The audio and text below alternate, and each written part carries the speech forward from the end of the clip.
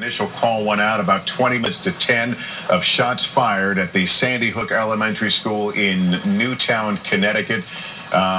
Slowly over the last several hours, we heard of possible injuries, possible casualties, but only recently did we learn the extent of how horrible this is. 26 people dead. We want to go to NBC's Pete Williams in our Washington bureau. He's been working his sources. What do you know from there, Pete?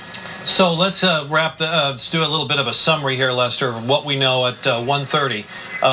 As you see on the screen, we have been told that the number of victims here is 26, possibly 27. The additional person could be the gunman. It's not clear to us whether the count of adults includes the gunman or not. If it doesn't, then it would be 27 rather than 26. 18 children and 8 or 9 adults shot by a 20-year-old man who entered the school with 2 9mm handguns.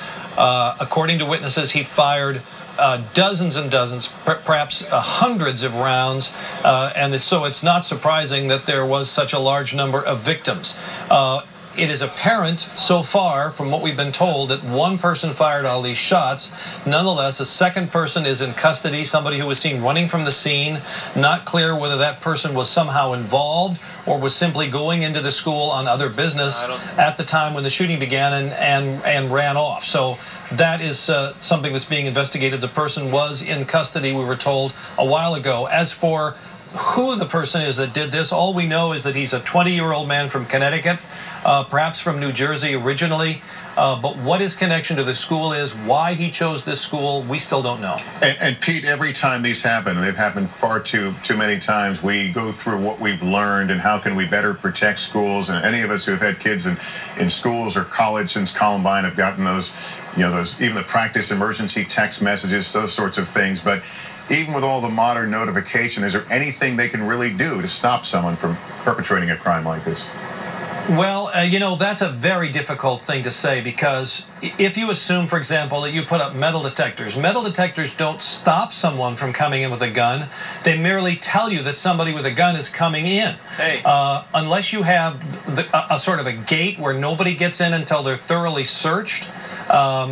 And I don't know how many schools in America, if any, have that. So this is a very difficult thing to defend against. Who is it? We've been watching this live picture of the scene, and we've seen some of the tactical units going back and forth.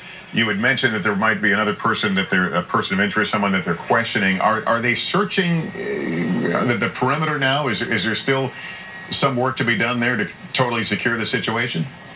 I've not been in touch with people on the scene, so I can't tell you precisely what's going on right now, but this is pretty standard police work to make sure that there's no other person, to make absolutely certain so that it's safe for the people to go in who have to do the follow-on work. And we've noted that the FBI has been called to the scene. Actually, we're watching folks come out of there now.